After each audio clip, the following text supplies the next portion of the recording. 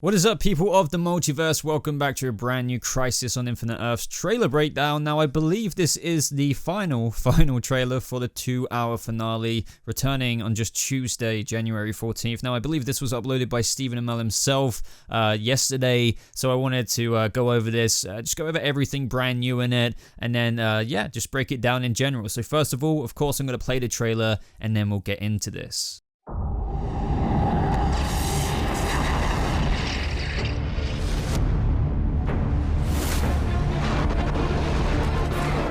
Every punch you've thrown, every kick you've landed, they have all led you here to this moment, to the ultimate fight. Who am I fighting? A being who stands against all there ever was or will be. The apocalypse itself, the Anti-Monitor. It's time to get your friends. We defeat the Anti-Monitor, we find a way to get all the people we lost back. All life ends. Only I am eternal. We'll see about that. If we're gonna go down, we go down fighting. Let's do this.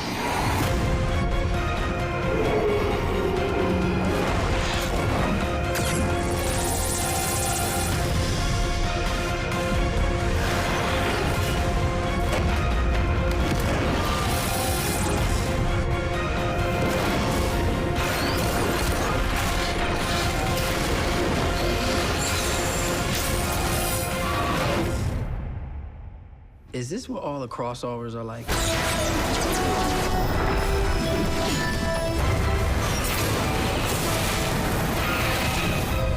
Not exactly.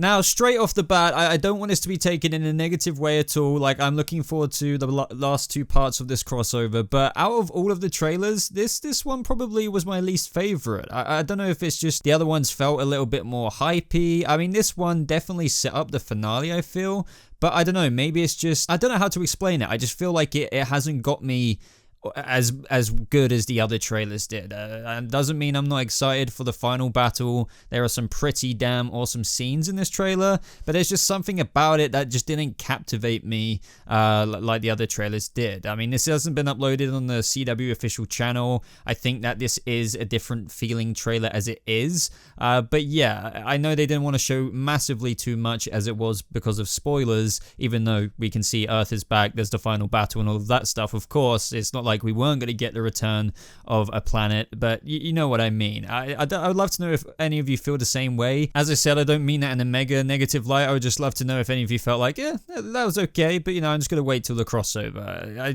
just feels like it was missing something. But hey, let's get into this. But before we do, guys, if you do go on to enjoy this breakdown, if I haven't pissed any of you off already, go ahead and leave a like on it if you do enjoy it. And other than that, subscribe to make sure you never miss out on a future video, any of my Crisis reviews. But yeah, let's start at the beginning. So at the very beginning of the trailer, we get flashbacks of Oliver, just kind of leading up until this moment, accompanied by the Spectre with all of that kind of narration going on at the same time, hyping up the Anti-Monitor and just kind of handing over the mantle of the Spectre. Now, we get another good look. I mean, of course, we've seen the Spectre before, most recently in that poster, but here we get to see an actual look at Oliver in motion as the Spectre. Now, of course, I would love to hear your thoughts down in the comments below. There's been various opinions on the look of the Spectre. A lot of people saying it's very CW Spectre. A lot of people saying they could have done better. I feel like it's a bit of both. I'll stick by what I said with the poster reveal and stuff like that.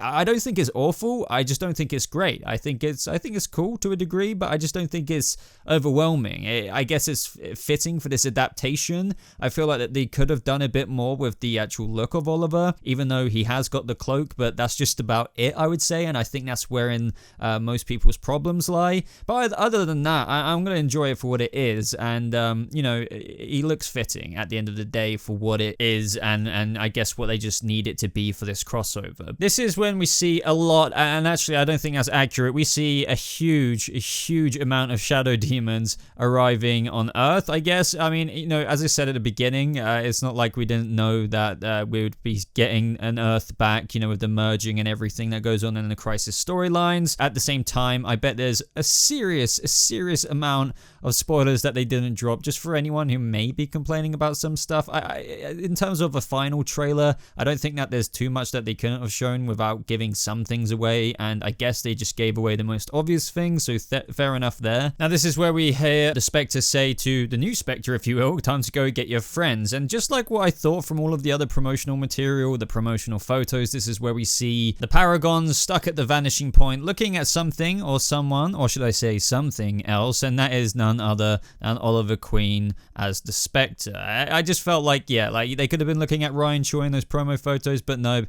is Oliver, and they're kind of like, holy crap, you know, what are you doing here? And then this is how, obviously, they're going to probably get the help to go to the Battle of the Dawn of Time. I'm sure there's going to be something to do with Ryan Choi's device. Very intrigued about that, because we saw Lex Luthor working with Ryan Choi on that. But we also can't forget that we also saw in one of the initial promo trailers, Barry and Oliver, well, Oliver said, "You're in the Speed Force now, Barry," or something like that. So we've got all of that to look forward to, probably in part 4. Now, this next moment I find very, very intriguing, because we see the Anti-Monitor with Oliver there, and he says, "All life ends, only I am eternal," and we hear Oliver say, "We'll see about that," and it's kind of like the Anti-Monitor is somewhat unaware of him, and, you know, in that moment where we see Oliver without the hood, you know, could that be one of Oliver's final moments? I mean, you could just argue the hood's been blown back by, like, a Anti-Monitor blast or something, but I don't know. It's kind of like, and I'll mention this later, they're the two kingpins, and we got the heroes and the Paragons being the pawns on the chessboard.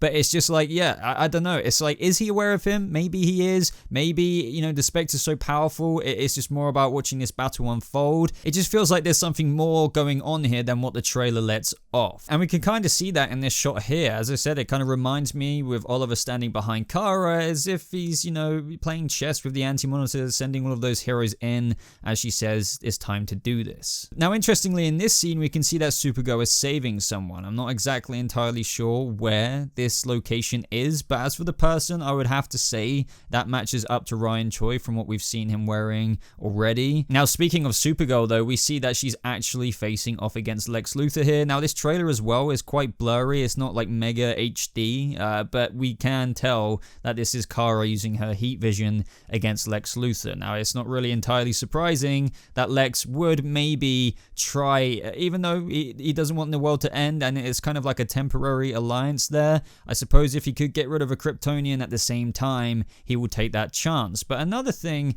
as well with that is that the surroundings of the ship, or at least it looks like a ship, seems to be carried on in that next scene following this with the beardless Monitor. Now, why is he beardless? Well, this could go down a million different avenues, but we do know we're supposed to be getting the origin of the Anti-Monitor and the Monitor. Now, whether this is an actual physical version of an earlier version of the Monitor is one question. Will he help them out?